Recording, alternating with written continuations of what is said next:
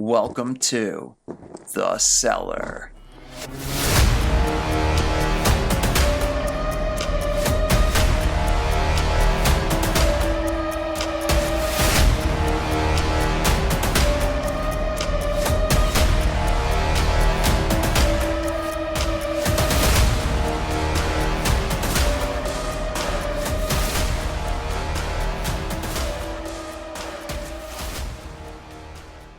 It was December 20th, 2019, in Port Clinton, Ohio.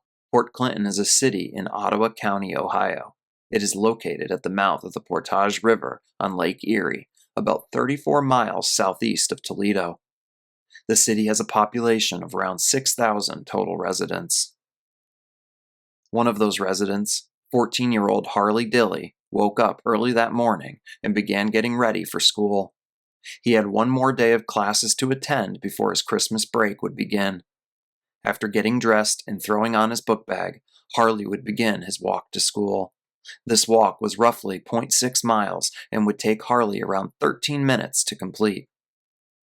As the first period bell went off at Port Clinton High School, students proceeded to their seats in whatever first period class they had that morning. But one student was missing. Harley Dilly never made it to school. Soon a search would be underway for the missing 14-year-old. This is the tragic story of Harley Dilly.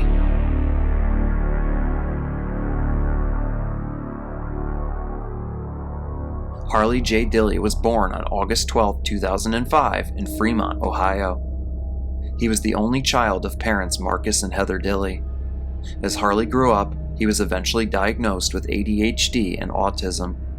I've read that Harley's life wasn't easy. He had a lot to overcome and was very brave and giving. He even volunteered at the local Salvation Army every year around the Christmas holiday. In his downtime, Harley loved playing video games with his friends and making YouTube videos. His YouTube content was primarily focused on making video game commentary videos. But at times, Harley would also make simple videos of himself in front of the camera talking about his life. What's up, boys? It's your boy Harley Dilly. I'm back at it like a crack addict, and today, oh boy, the depression is over. The channel it's a channel. As far as Harley's home life, it was tumultuous at best. From what's been reported, Harley argued with his parents quite a bit. Both of his parents were said to have been very strict with him. When they would fight, it wasn't uncommon for Harley to leave home and not return for a day or more at a time.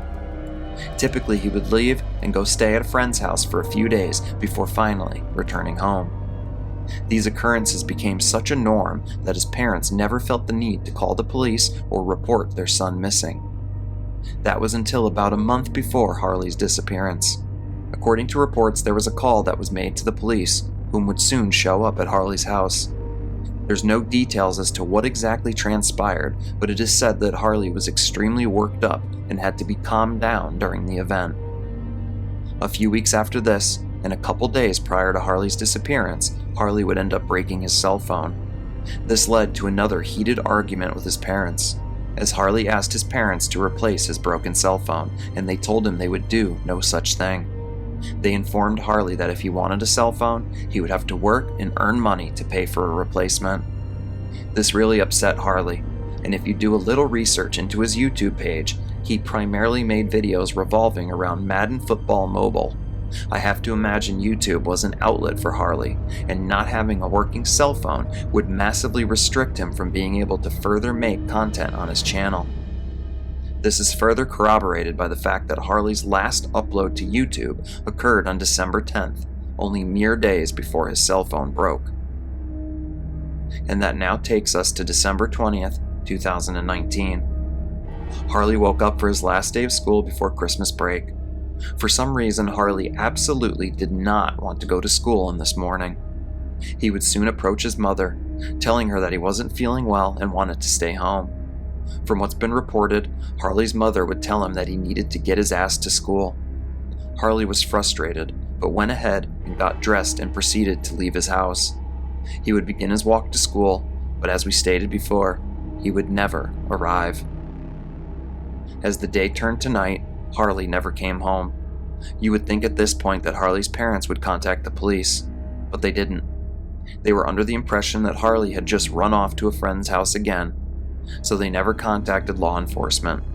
In fact, Harley's parents would go out drinking with some friends of theirs the night of December 20th and again on the night of December 21st. It wasn't until 11:50 p.m. on December 21st that Harley's parents would reach out to police and report their son missing. The police would soon come out to the Dilly residence to speak with his parents and start the investigation. The first question the police had for Harley's parents was why they waited so long to call. Harley's parents were upfront and honest, telling police that Harley often would get angry with them and leave, sometimes for days at a time, and they didn't initially believe this was any different. I question the decision-making of Harley's parents here, as not only did their son not come home for 2 days, but the school had made numerous efforts to get in touch with Harley's parents on December 20th about his absence from school. Harley's mother never responded to these calls. Police were quick to begin their search for Harley, first going to all of his friends' houses to look for him, but no sign of him was found. This led to the police putting out a be on the lookout for the missing boy. Police would soon obtain a small clue in the case, as they recovered some CCTV footage of Harley at around 6:08 a.m. on December 20th. This footage was obtained near Harley's home and on what would typically be his walk to school. This footage was the last time Harley Dilly would ever be seen alive. Those who lived in the community would soon join in on the search, as numerous volunteers would begin walking the streets near Harley's home, hoping to find some sign of him. But as more days passed, the hope that Harley would be found alive began to dwindle. And that now brings us to January 13th, 2020. An undisclosed tip would come into the police department about an abandoned house not far from where Harley lived. This house was in close proximity to where Harley had last been seen on CCTV footage. Police would soon arrive and begin searching the residence, where they would make a horrifying discovery. We will now dive into what the police believe happened to Harley. According to police, when Harley left home on December 20th, he never had any real intentions of actually going to school. Harley would leave his house, and his first thought was to find somewhere else he could go spend the day.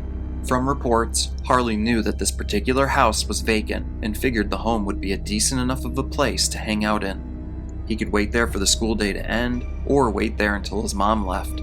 Some believe he just wanted to hang out long enough to then head home and play video games all day.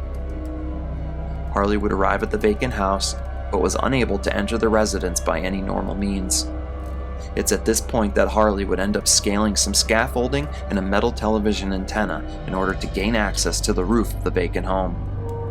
With it being extremely cold outside, Harley would then make the decision to try and enter the house through the chimney he located on the roof. The chimney itself was only 9 by 13 inches. Harley was 4 foot 9 inches tall and weighed around 100 pounds. He was relatively small and must have thought that he could make it work, because he soon began climbing into the chimney, feet first. He made it around 15 feet into the chimney before he hit a floor. Harley had not realized when he climbed in that the chimney had been blocked off between the first and second floor of the house. Harley would soon come to a horrifying realization that there was simply nowhere else for him to go. He was stuck, and he was unable to get any leverage to climb back out. It is then believed that Harley began removing his jacket and sweatshirt. He managed to slip them off and proceeded to push them out of the chimney through a small vent that led into one of the upstairs bedrooms. When police arrived at the house, they had located his jacket on the second floor, and based on the location of the jacket, police soon used a camera to gain a view into the chimney. And that's when they made the horrifying discovery of Harley Dilly's lifeless body still wedged inside. The police would end up breaking into the chimney in order to finally free him. The coroner ultimately believed that Harley had succumbed due to compressive asphyxia, which is when a strong external force presses on your chest or abdomen, making it difficult to breathe.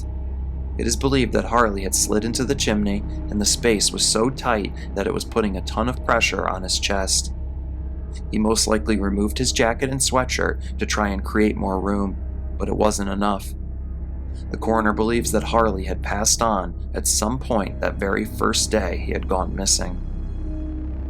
Following Harley's loss of life, the general public turned their anger and outrage towards Harley's parents, with a petition being started to urge police to press charges of negligence against Harley's parents.